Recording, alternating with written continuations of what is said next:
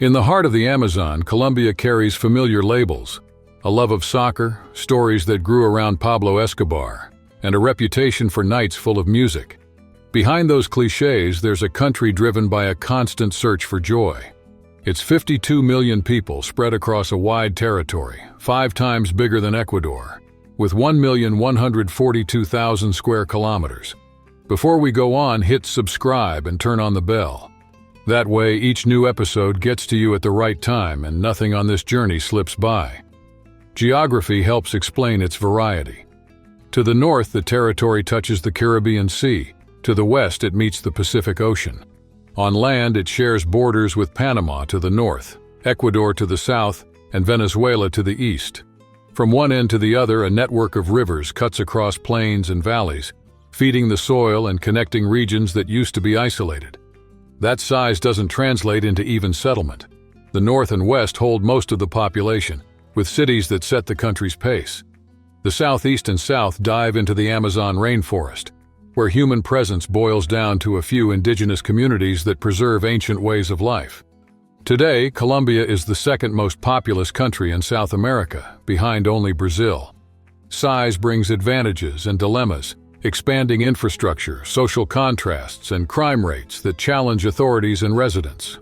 Among the most talked about urban centers is Medellin, inland, north of the capital Bogotá, a name that sparks curiosity and opens the door to understanding the recent changes that have marked this city and the country as a whole. Medellin wasn't born famous. The city's name went global for the wrong reasons, stuck to the figure of Pablo Escobar. Seen from above, a compact layout jumps out. Buildings in the valleys and on the hillsides. A vertical grid squeezed into 382 square kilometers to house nearly 3 million people. That geography shaped the rhythm of the streets and how the city grew. In the 1990s, Medellin wore the label of the most dangerous place on the planet. Fear defined routes and schedules. Over time, and after Escobar's downfall, in an operation with heavy involvement from the United States, the tide turned. The cartels pulled back, and what used to be crime headlines began to share space with a different narrative. There are still underserved areas today, but the social landscape has shifted. Medellin has become a landing point for curious travelers, many drawn by the history shown in movies and series. Some stop by Escobar's grave. Others prefer neighborhoods that symbolize the turnaround. Among them, Comuna 13 has become an icon. Outdoor escalators, murals that tell stories of wounds and new beginnings, music at the doorstep, photographers jockeying for the best angle. When the heat kicks in, and that's common, the plan shifts to the malls, where the air conditioning offers a break from the tropical climate.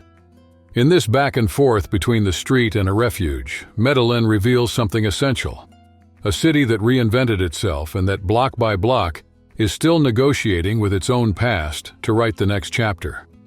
In the heart of Colombia, shopping centers and markets stay packed all day long. In Medellin, tourism got a boost from the weak peso. About $1 is worth 4,200 pesos. For visitors, prices seem inviting. A full meal goes for 12,000 pesos, roughly $3, and a night in a high-end hotel runs between $30 and $35. Before we go on, hit subscribe and turn on the bell. That way, each new episode gets to you at the right time and nothing on this journey slips by. But the picture for locals is very different. In Medellin and Bogotá, average monthly income is around $300, and the minimum wage is close to $261. The difference shows up in daily life. While a tourist crosses the city by Uber for something near $3, many Colombians prefer motorcycles, since buying a car is expensive and out of reach for many families. Life walks a tightrope, with the budget focused on basics and almost no room to save money. In many ways, Colombia resembles Thailand: low cost of living, high unemployment, and an economy that pushes many people into informal work.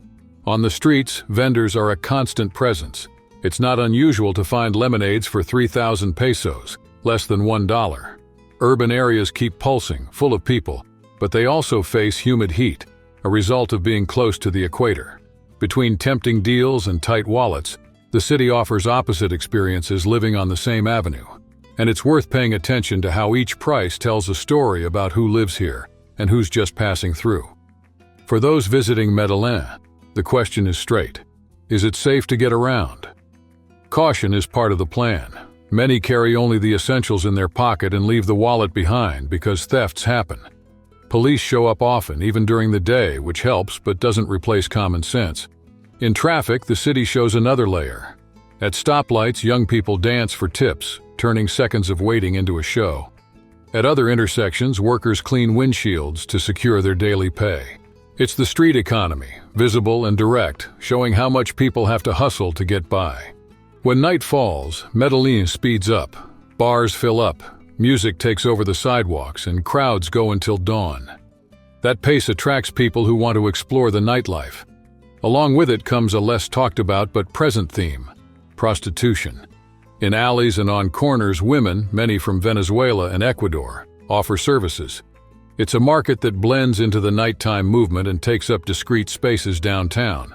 Before we go on, hit subscribe and turn on the bell.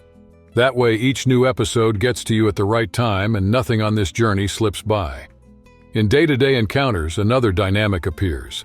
Light conversations can turn into requests for money. The initial friendliness sometimes hides the urgency of whoever is approaching. Anyone showing signs of wealth draws attention easily. Even a lingering look can be read as an invitation. Understanding these unspoken rules helps visitors navigate the city without losing curiosity or prudence. Medellin isn't just a showcase for innovation, it's a dance floor where collective life comes together. On the city's nights, Latin dances bring generations closer, seal friendships, and keep conversations going till morning. This vitality coexists with a tight economic scene. With a minimum wage under $400 and high unemployment, many people get by inventing ways to earn, juggling odd jobs, selling what they can. In Medellin, money shows up as the silent yardstick of daily life. It decides schedules, routes, opportunities. The party happens, but the calculation never leaves the stage. Before we go on, hit subscribe and turn on the bell. That way each new episode gets to you at the right time and nothing on this journey slips by.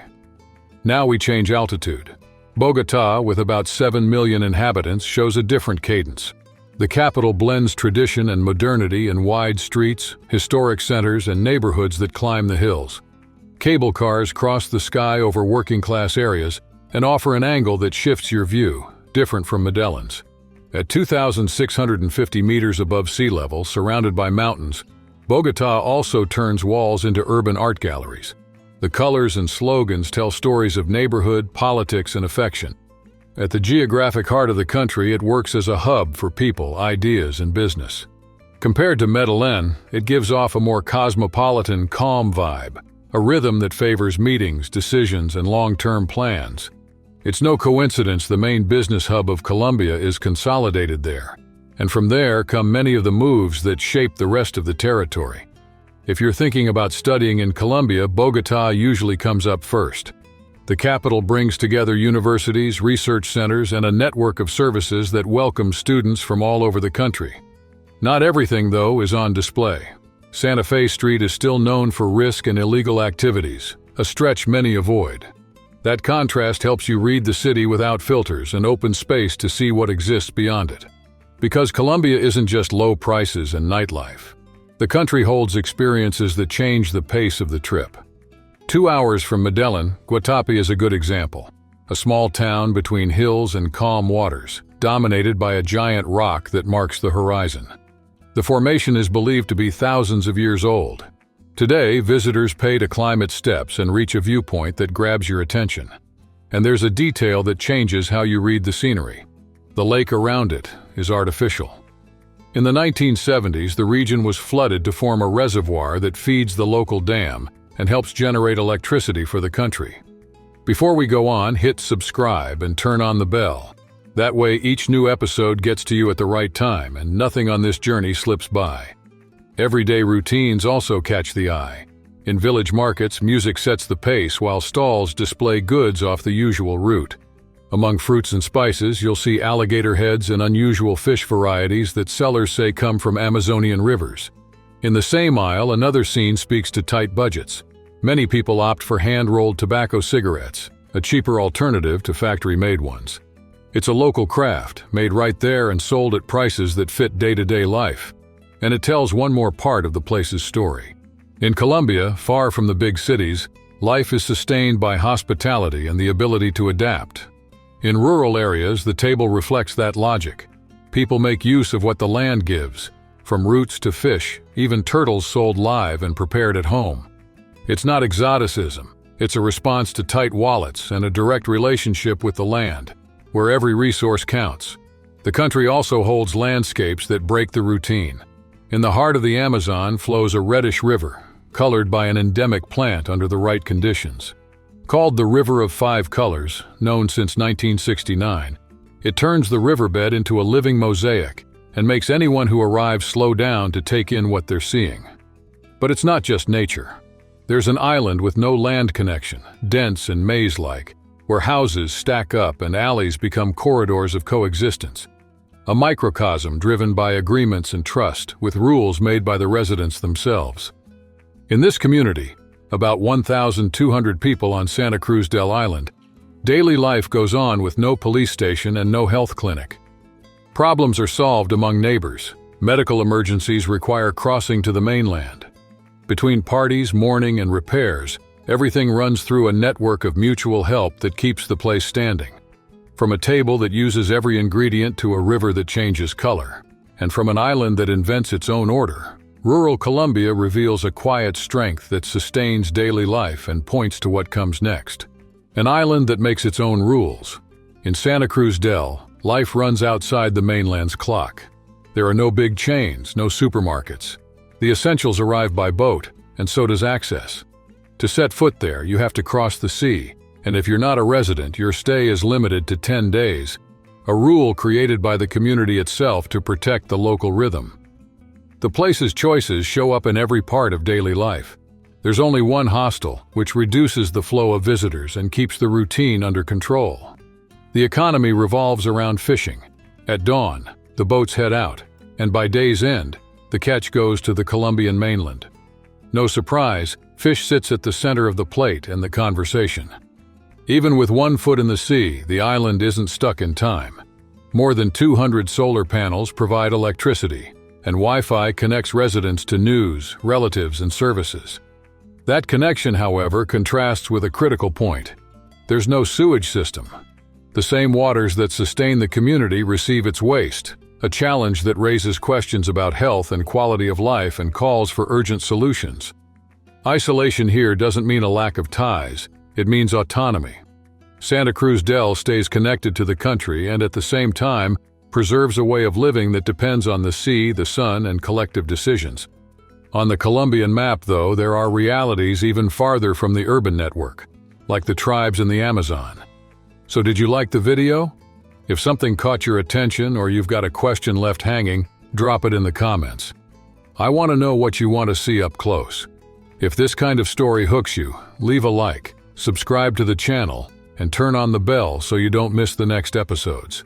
Thanks for watching, and see you next time.